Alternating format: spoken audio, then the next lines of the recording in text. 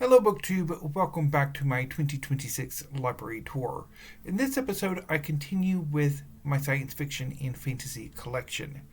This time, I'm going to be focusing on one of two boxes. Last year, when I decided to start seriously downsizing my science fiction and fantasy collection, I placed a number of books in boxes, and unfortunately, I really don't have access to reliable transportation, particularly if I would like to donate these books. So I still have them, and I probably won't be able to get rid of them either through donation or through trade in until we move, which is basically what happened the last time I got rid of some books. But anyway, let's see what's in this box because I haven't looked into it since I put the books in there or when I put the books on the shelf. But anyway, let's get going. Okay, so they are mostly mass market paperbacks. I'm going to start with The Black Prism by Brent Weeks. This is the first book in the Lightbringer series. It's big epic fantasy. I think this is Weeks' second series. I don't know if he's done anything since Lightbringer, but I tried it a few years ago and did not get on with it, which is why it is in the donation box of doom or trade-in box of doom. This is the Cryptonomicon by Neil Stevenson. This is one of his brick novels. I picked it up from the Friends of the Library book sale Nook about a decade ago and have never gotten around to it.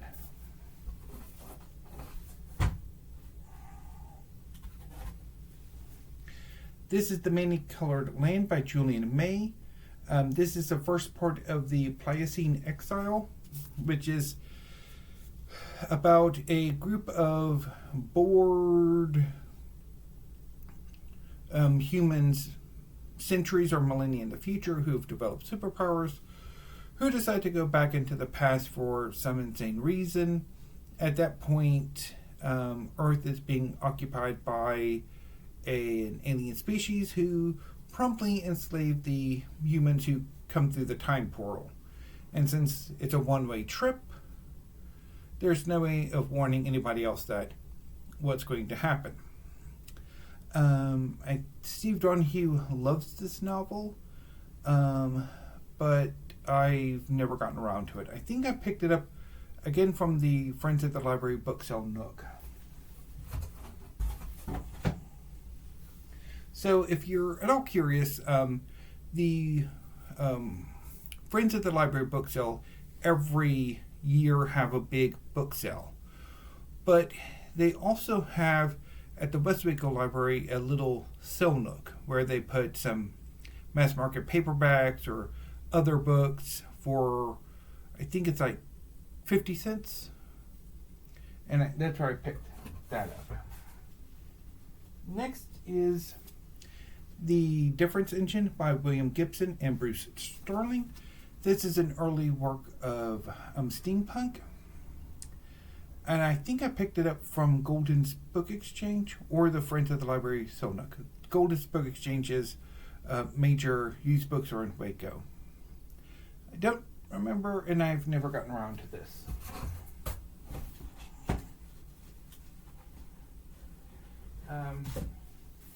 Next is an example of a novel where I checked it up from the library, did not really get on with it, and for some odd reason decided to add it to my library and never got around to it. And that is A Song for Orban by Guy Gabriel Kay. This is one of his historical fantasy novels in which he takes history as inspiration and creates a secondary world from it. In this case, the novel is about or inspired by the Albigensian crusade.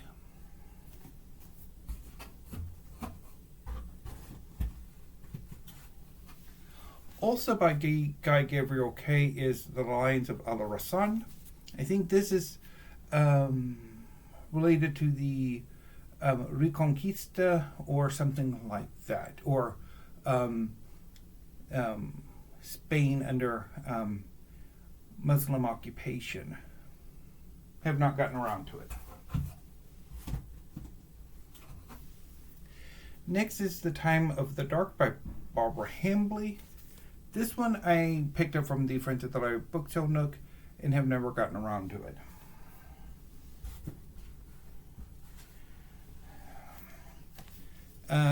This is A Game of Thrones by George R. Martin, the first book in the Song of Ice and Fire series. This is one of the contemporary greats in the genre. I read it about 20 years ago, and it blew me away. But every time I've gone back to it, I haven't gotten on with it, which is rather typical of me. I also have the crappy mass market paperback edition of A Clash of Kings, which is the sequel to a Game of Thrones and the second book in the series. The first three books are highly acclaimed. I think the fourth and fifth ones are a bit more contentious, and well, the sixth and seventh books won't ever be published. But unfortunately, I don't know why they gave these crappy covers. I mean, I love the purple color, but I mean, let's have some paintings, please. This is A Meeting at Corvallis by S.M. Sterling. This is a series, a post-apocalyptic series, in which some kind of event rendered most forms of technology inert, and humans basically reverted to very early forms of technology. And this is about what happens in the Pacific Northwest. I thought this was the first book in the series, but I think it's actually a later one. I don't know if it's like near to the beginning or not, but that kind of annoyed me. I think I picked this up from Golden's. This is Judgment Night by C.L. Moore. This is a collection that includes, let's be careful, I don't want to rip it apart, Judgment Night, Paradise Street, Promised Land, The Code, and Heir Apparent. So I don't think there's any Jirel of Jury stories in here, which I do have somewhere, I think. Speaking of C.L. Moore, this is her Northwest Smith stories. I picked, I think, both of these from Golden's.